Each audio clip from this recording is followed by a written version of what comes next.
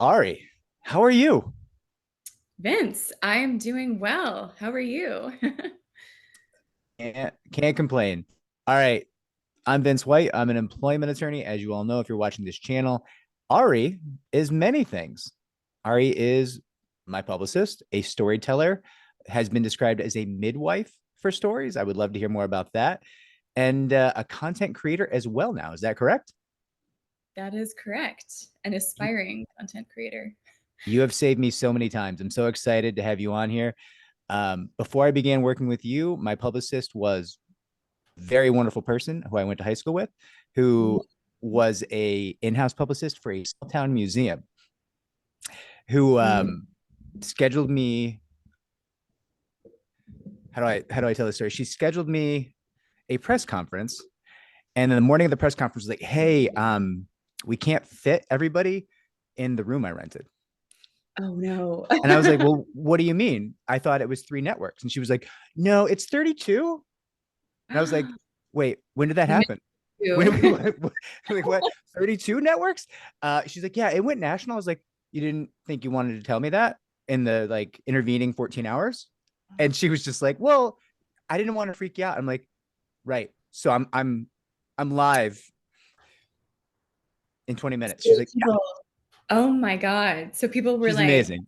She's banging truly the door. incredible. I love her dearly. Yeah. And she moved heaven and earth for me, right? She got those networks out there. It's my weakness, my failing that I was like, wait, 32? But anyway, Cool. please. I can't. I'm so excited to have you on the channel.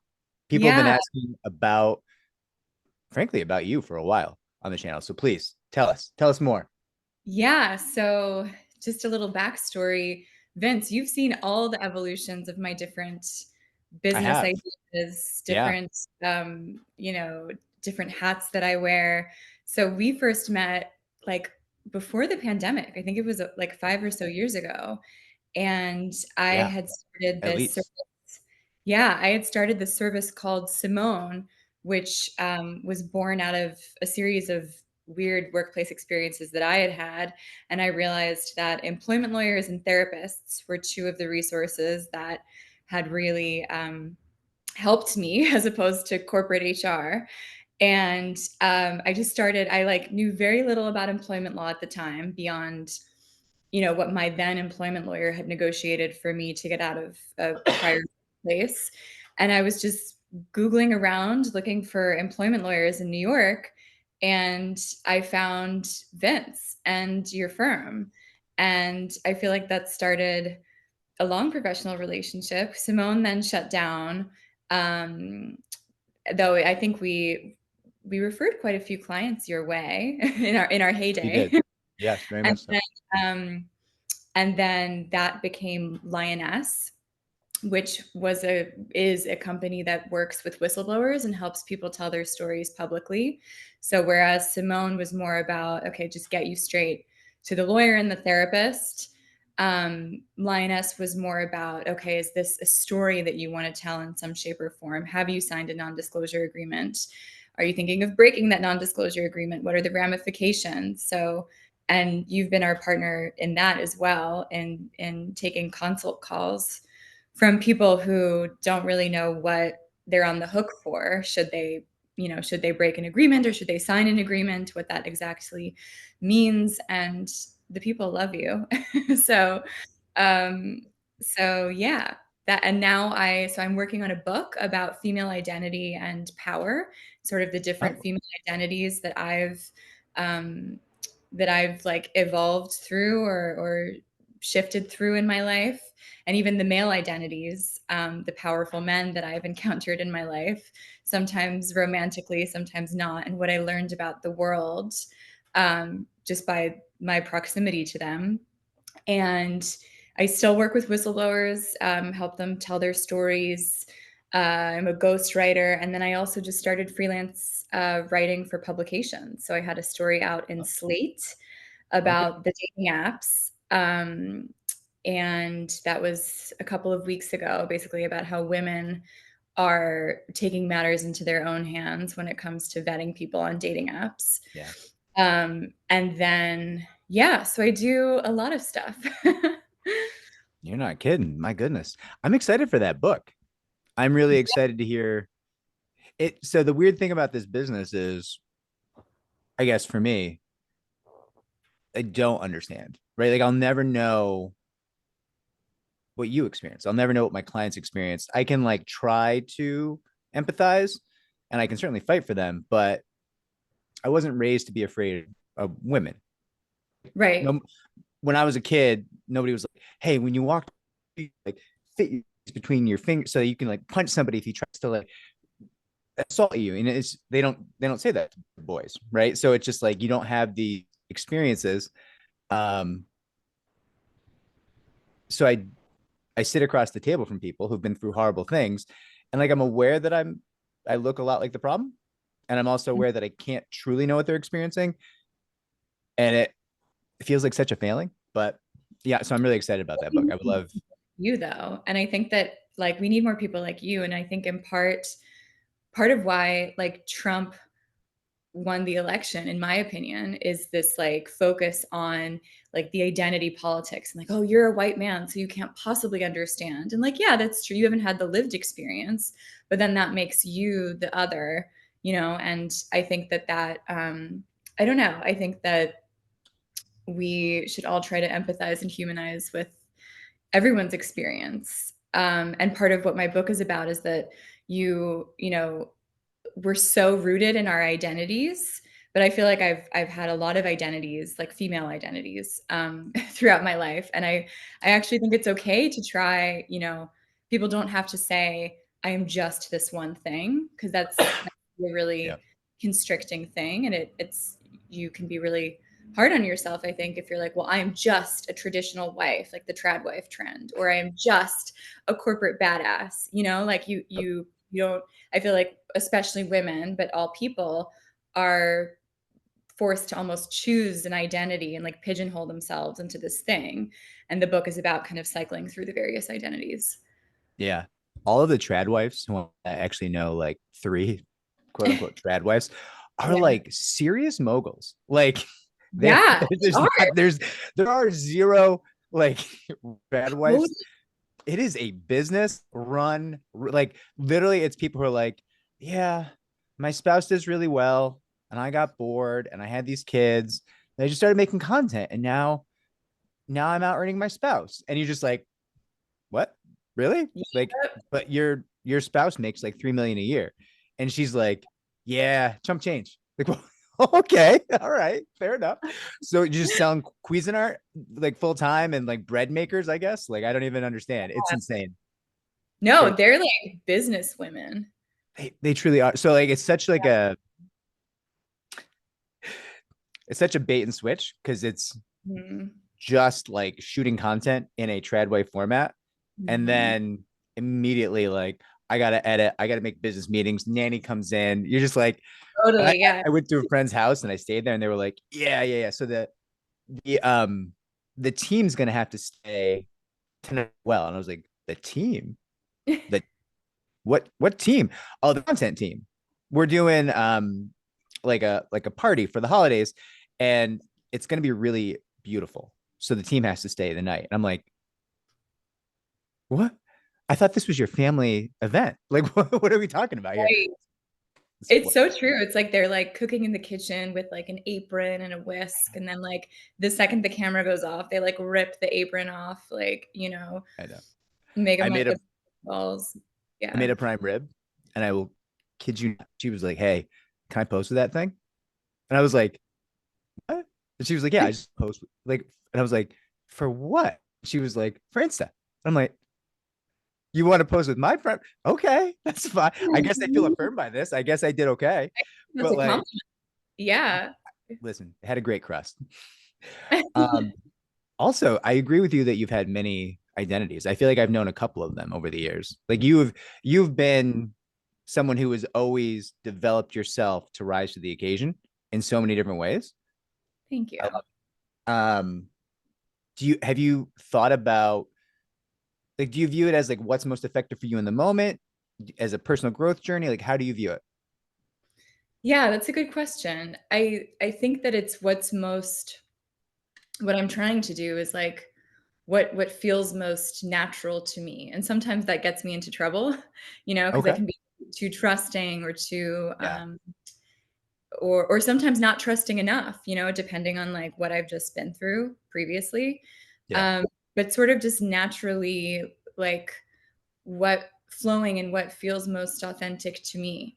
And that's not all. I remember when I first left the corporate world, everyone was like, "You're insane. Like you could be on this trajectory." And I just didn't, I couldn't, like, it sounds melodramatic, but I didn't feel good in my skin. Like Yeah. I wanted to like break out of my skin and do something else, even if that meant like Interesting. financial scarcity or uncertainty. And I think I've a few actually employment experiences taught me that nothing can ever be totally certain. And Yeah. I think I took that philosophy to an extreme sometimes, like living totally in the moment. And I think I've reached a balance now. But yeah, I think just realizing that you can sort of shape your own path in the way that you want to, even if it's like very counter to what everyone else is telling you to do or what everyone else is doing. Yeah. So yeah, I think it's just what feels in both my love life and my professional life. It's like what feels natural and authentic and good to me in that moment. And definitely that is shaped by what has come before too. Yeah, of course. That's always what I found compelling about you. So your experience of like taking that leap and leaving corporate life, which frankly is not as secure as people think. Like as an Mhm. employment attorney, I assure you, corporate life is not secure. It is, you are a moment away at any given time from having no paycheck. But you took that leap and I don't want to say it reminded me of myself, but it did. Like I started my first firm with 20 grand in my pocket to fund cases. And I started my second firm after I had cancer with 6 grand in my pocket. And it was Mhm. just it kind of felt the same. The big Yeah, difference, and it's I give you credit, is you seek authenticity, exact opposite approach. I was like, there is no Vince. I need to delete the parts of myself that don't serve me professionally or in my personal life. And yeah, like there was no look, I didn't talk in high school. I never spoke. And I was like, well, right. that's got to stop. I Yeah. can't, got to get rid of these parts of myself. So I had no interest in authenticity. I was just like, I'll become what I need to be, Mm. which may not have been the mentally healthiest option. So Yeah. I respect what you I think did. there's always a balance too. Then there's a question of like, what is authenticity? And like, certainly, you want to become something that makes you feel good and feel natural to an extent, but you also want to grow and, create the environment for yourself where you can be, yourself. I don't know. Like, I feel like now you have a voice, and I feel like this is authentically you. I mean, maybe it's not, but maybe there was like a hidden part of yourself that you were like excavating. I think I killed off everything that didn't that wasn't useful. So this is now authentic in a very brutal fashion, perhaps. Um, Yeah. I don't know. All right. A number of stories as a that you kind of wanted to cover today. Am I correct on that? Yes, there are a All few right. stories that there are a lot of news stories that we could possibly cover, Yes. but there were a couple that I thought that we could talk about today. I saw that you wanted to talk about NDAs and dating. And I got in trouble with this over the summer while I was in Portugal, where we almost met up. Yes. Um, because I was in the cut talking about NDAs and dating.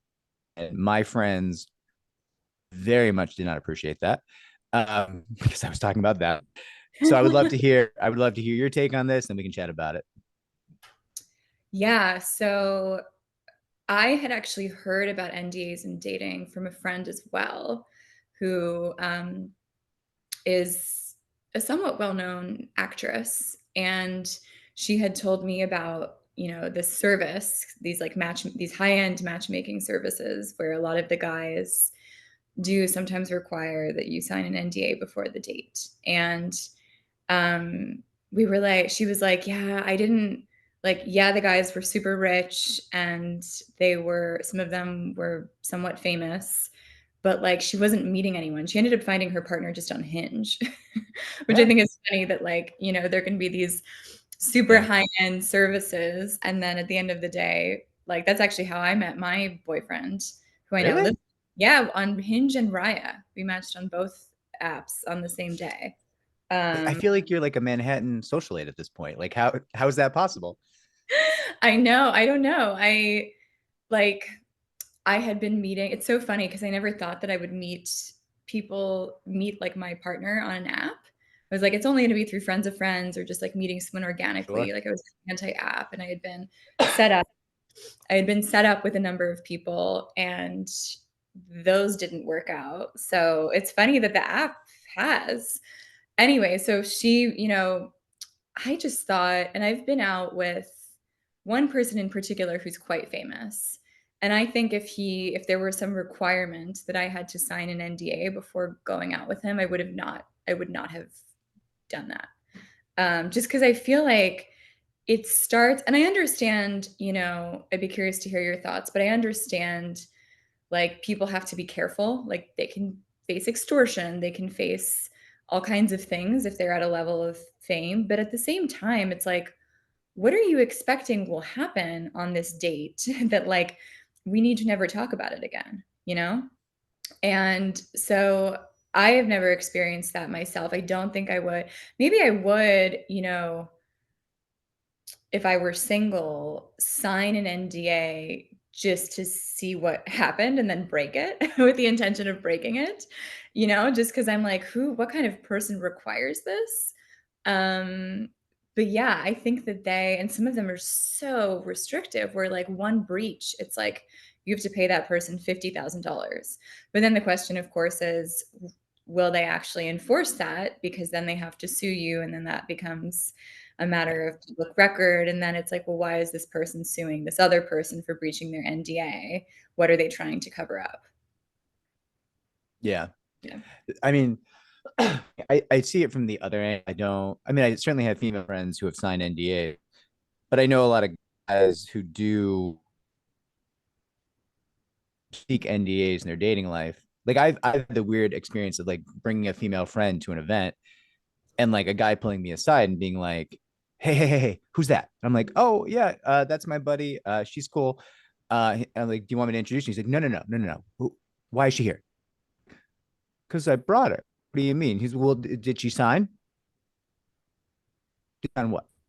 Well, I mean, there's some pretty wealthy people here. Did she sign? Dude, sign what? What are we talking about? Like, what are they? I don't know what you're talking about. I didn't sign anything. We don't care about you. Like, okay. And it comes from this like mentality of, I find there's a real fear in mid-tier wealthy men of Manhattan. They're Mhm. like, all the conversations like, hey man, you can't do one night stands. They're gonna roll you for your Rolex. And it's like, is that happening a lot to like white men worth like 10 to 50 mil? Like what is that a part of your life? And there's like, yeah, it happens to everybody. I'm like, who is everybody? But it's this like weird, like they have the proactive vasectomy, they have the NDAs, they're trying to like safeguard their life for dating.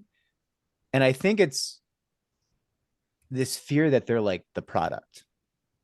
Like I think Mm, they go to these like income verified parties where they're like, people vet them and they go to the party and like women pay for access to the parties. And these guys, I think they want to go to those parties to like, maybe they don't feel that attractive. They're older men, you know, whatever. So all of a sudden women are vying for their attention and it's this weird, super weird vibe. Um, and then because it's such a weird transactional vibe there, I think they have fear, you know, and mm, um it's ugly. I think it's pretty ugly. Like it's weird to have friends who are doing that kind of thing. And you do it, yeah, you ask questions like, do you think you're gonna like not get consent? Like what's the concern here? yeah. And it's like, no, but I own a lot of like dental practices. So like I'm worried Mm, about the brand. Okay. Or like a buddy who's like a somewhat well-known right. meteorologist on TV. And it's like, yeah, man, if something goes south on me, like I could lose everything. And you're just like, but what would go south? Like, what are you gonna do? I don't understand. And his point is like, I don't know. She could say anything. You're like, Right. But also, who like, what is she like to play that out even further? Like the media, I guess she could like go to her TikTok and try to, name someone or name this meteorologist or but the media is not going to report on something just like some woman had a bad one night stand, you know? So it's like I don't know what are they fearful that like she'll go to her social media and name him or like that like what is the fear? they're fearful that she'll call you and will amplify your story. Yeah. That's what they're fearful of. I mean, they know people who have been destroyed, right? Like, and it's just they don't want to. They're afraid. They still want to date, and the fears are, I think, irrational. Like, it's a lot of stuff. It's the same people who left Manhattan during the we can't say the disease during the pandy, right? And then they were like, it's not safe anymore. And it's like, well, it's not fun anymore. It's still pretty safe, but I agree it's Yeah. not fun, right? But it's the people who are like, no, it's not safe. You have to flee. I'll come back after. And it's just like, is that fear real? Is the fear that you need to date for real? I don't know. But it's interesting to me because I also see fear on the other side where the women are like, I like women who have so much evidence and multiple women, right? Again, it's not Yep. just the people who are coming to me are not just like, oh, one guy said something like a little weird after a one night stand. Like, that's insane to come to me with Yeah. that story and expect that I blow that up. But the women who come to me have like a lot of data, a lot of like other sources. So it's not just, so then it becomes more of a pattern. And they even are fearful that they'll get sued for defamation. So it's like there's almost like fear on both sides, which is sad that, and to your point about the transactional piece of it, it's like maybe it all stems from when these things become so transactional, like sex for money, that's where it turns into this like fear-based sort of on both sides situation. Yeah. I don't, I would not say that these guys would say they are not having sex for money. They are leveraging their achievement. And it's also just not just guys. Like, I do know some women who have Totally. acquired NDAs, but it is mostly guys. Let's be honest. They would think that they're just leveraging their achievement to date better. And what a Yeah. shame for them that they get judged on their achievements instead of their looks, right? That is their perspective. But Yeah. there is a transactional component when you think that way, where it's like, listen, guy, she's not into you for your body, so like she's a Right. 10, you're a 5. Like, what are we talking about here? And there's some aspect of that. Yeah, and this is not to say like I think you can find I'm sure there are plenty of like true love situations within Oh, like the 100%, lives. without There question.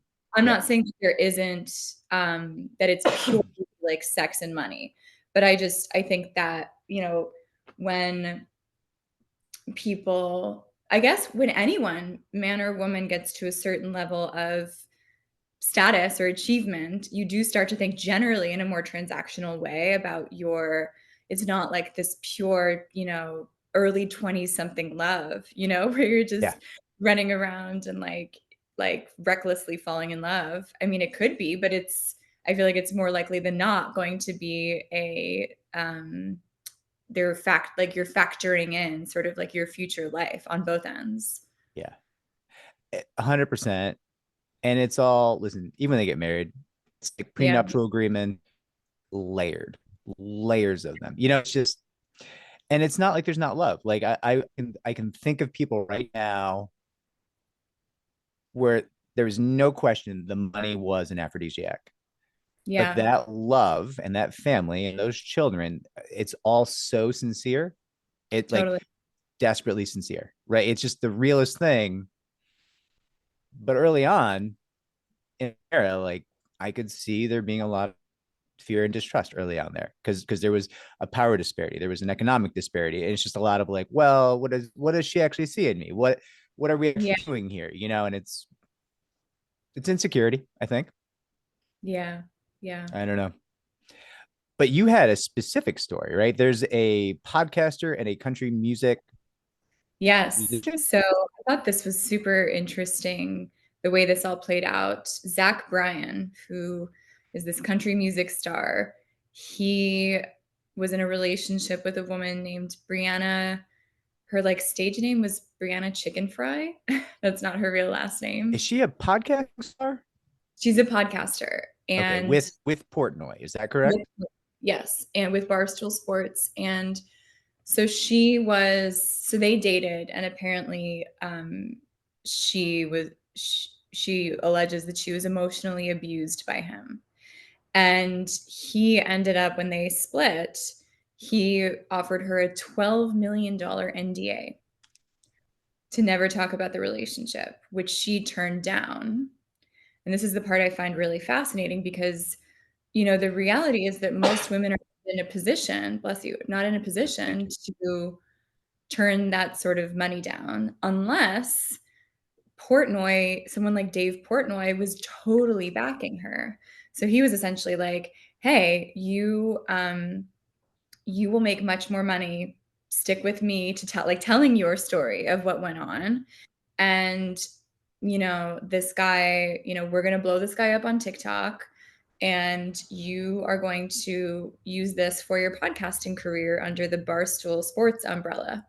So I thought that was super interesting. The fact that, you know, it actually became lucrative for another guy who also, you know, helped create or did, you know, he created or funded the beginning stages of Call Her Daddy, and she's now, you know, Huge. doing very well. Yeah. Presidential candidates go on her show. Yep. Absolutely. I actually saw a tweet. She was at the New York Times Deal Book Summit, and um, her publicists, I guess someone was trying to meet her at the Deal Book Summit, and she was like asking one of her publicists, who was trying to meet me? And they were like, oh, it was Jerome Powell, the chairman of the Fed. That's incredible. Yeah, he was like dying to meet her. So anyway, I just found that interesting. So then she, of course, blew up the fact that he even presented this $12 million NDA in the first place. And, you know, so I don't really know if that took a toll on his reputation. I mean, it took a toll on his reputation. I don't know what that means for like his music career. I feel like he'll still go on to be a successful music star. But yeah, I'd rarely seen a situation where someone almost had a guarantor, like to be like, no, no, no, turn down this NDA. We're going to monetize this story and make way more than $12 million. Two thoughts there. One, I know I'm not supposed to like Dave Portnoy.